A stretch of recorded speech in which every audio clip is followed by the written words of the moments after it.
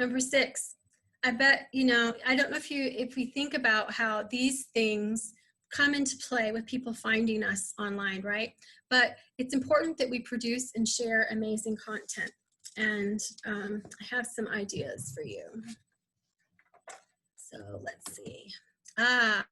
So as you know, we do business with those we know, like, and trust. So when we connect online, and even more so, like in the days when we were face-to-face networking, everyone, didn't you go back and go connect with them on Facebook or LinkedIn once you met them? But now we're probably meeting you first online before we make the connection, because we're not connecting face-to-face. So we've mentioned some of these, but this is your reminder, and it might be one of your actionable items. And that's, they're going to get to know you through the lives you do, the quotes in the posts you share, the articles you write. They're going to get to know you through, maybe you host a podcast, maybe you participate on a podcast.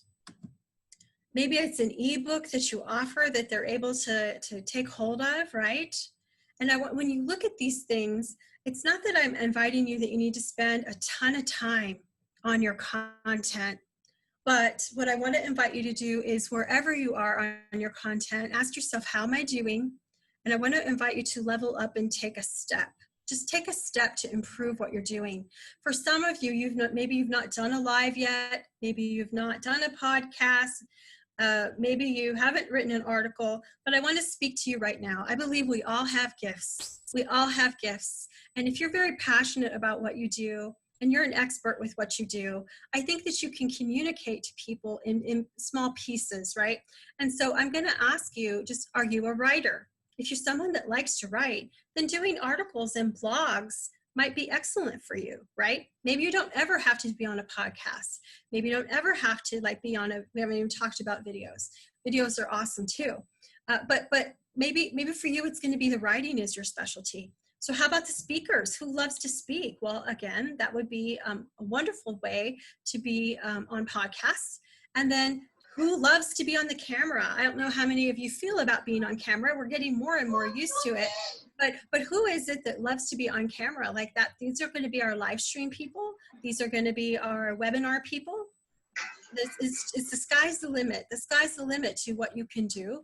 And then I'm just going to encourage you, if you haven't been doing anything like this, maybe what it's going to start with is finding some favorite quotes and posting those. I think that when we post quotes, it shares with people who we are, what we're about, the things that we are passionate about, and it helps them connect with us. So one thing that we can absolutely do is to have the quotes that we like.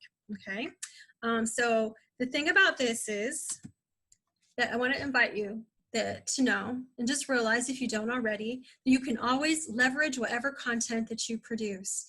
So if you're doing some podcast, you can have it transcribed and make it into an article or short posts. If you're doing something written, you can always take that and make that into a video or some other display of being able to get your information out there. So again, this might be an actionable step of, you know what, I'm going to go ahead and I'm going to do this. I'm going to do this in my business to get more content, because I want people to be able to connect with me. I will have people connect with me and just say, I really like how you are. I really like how you show up. And it's because I'm willing to put myself out there, right? So I want to invite you to do the same.